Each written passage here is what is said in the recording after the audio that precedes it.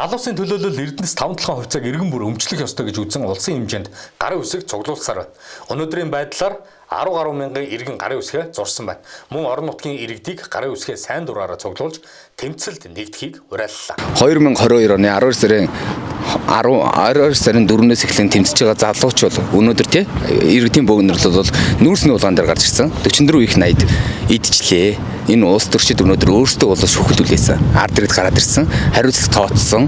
Тэгээ бид бүхэн бол шаардлага тавихад бол хариуцлага тооц, нэрсийн зардал, хуулийн чангалт гэж хариуцлага тавьж ирсэн. Энэ хариуцлагууд маань одоо их ихнээсээ шалгагдаа явж байгаа. Өнөөдөр амжилттай байгаа. Залуучууд бидүүдийн бас ч гэж тий гарч ирсэн энэ бөөгнөрл ард иргэдийн бөөгнөрл бас гэж юмд хүргэсэн байх. Хулгайчд ихнээсээ шалгагдаж байгаа гэж бодож байгаа. За тэгвэл яагаад ингэ та нар тарахгүй байгаа юм бэ гэж байгаа. Өнөөдөр бид бүхэн эн чинь бүгдээрээ дутуу шүү дээ. Энд чинь одоо шаардлага дутуу, тэгээд хуулийн дутуу, дээрэс нь нэрсэн зарлагдаад дутуу, бүгдээрээ дутуу байгаа юм цаашаа дахиад хулгай гарна гэсэн үг байхгүй юу? Тийм учраас яагаад энэ хулгайгаа тассан зогсохгүй байгаа юм бэ?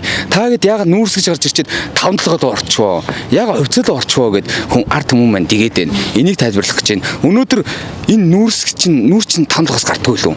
Энэ нүүрс чинь 5-7-оос гарсан шүү дээ. 44 их 80 чинь 5-7-оос гарсан шүү дээ. Хувьцаа биднүүд өнөөдөр 1072-оо эзэмшдэг. Харин төр энийг ашигладаг, захин зарцуулах эрх нь байдаг. Тийм учраас энэ 44 их 80 чинь гарчаад байгаа юм байна зү.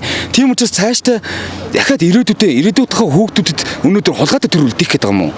Ирээдүйн төлөө тэмцэж байгаа бид бүхэн өнөөдөр тэмцлээ өргөжлүүлээ явж байгаа. Ард өмнөөс гарын үсэг цуглаад одоо 8000, 100000 гарын үсэг цугларсан явж байна.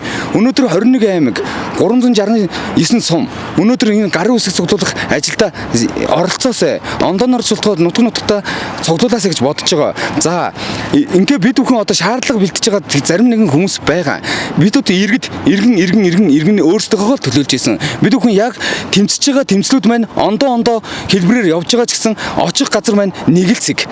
Бүгдээрээ өнөөдөр энэ нийгэмд болж үтэхгүй юмтай тэмцэж байгаа. Өнөөдөр шаардлага хүчээ дахиад шаардлага хүчиж байгаа хүмүүс залуучууд байна. Тэр залуучуудын маань бити харлуулаарай. Дээрэс нь бид бүхэнд ингээд хилэлцүүлэг зохиохгүй тий өмнөх ингээд гаргасан үр дүнгээ тайлбарлахаа явж байгаа хүмүүс байгаа. Тэр хүмүүстэй бити хацалцуурай. Харин Эрдэнэс 5-7 судлаа явж байгаа, хувьцаа яриа явж байгаа хүмүүс нам болчлоо. Намын ишүүлж орчлоо. Энэ чинь 5-6 жил ярьсан юм аа. 8 жил ярьсан юм аа л гэдэг. Яриад эн чинь бүтсэн юм уу? Бүтсэн юм байхгүй гэж чинь яриад байдаг, нам яриад өнөөдөр ард түмэн намд итгэхээ байсан. Яагаад иргэд бүгдээрээ ард түмэн бүгдээрээ энийг судалчиж болдгоо юм бэ та нууд. Өнөөдөр бүх газар хэвлэл нийтэл бүх юмар энэ чинь ил тод штэ. Эрдэнэс 5-7 гэж юу яриад байгаа юм бэ?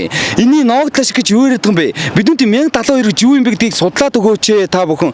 Өнөөдөр энийг эзэмшээд өмчлөөд авчих юм бол ирээдүйд гарах хулгайгаа тасан зогсоох гэдэг штэ. Одоо энэ хулгайчуд байгаа штэ тийм ээ. Энэ хулгайчудаас хөрөнгөний хороо гэдэг. Энэ хөрөнгөө хураасан хөрөнгөөр энэ арт хэрэгтэйг бас ер нь соён гэрүүлэх тийм ээ.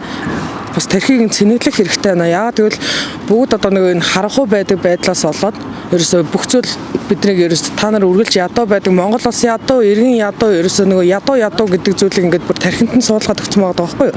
Тэгэхээр ерөнхийдөө бол одоо тархийг сайн цэнгэлж өгөхгүй л болол нэг бүх зүйл ингээ хаалттай байгаа байдлаас болоод ард иргэд угаасаа ядуу бид нэр ядуу гэх бүр ерөөсөө ингээ ийм сэтгүүгээс ерөөсөө салхаа болцсон байна.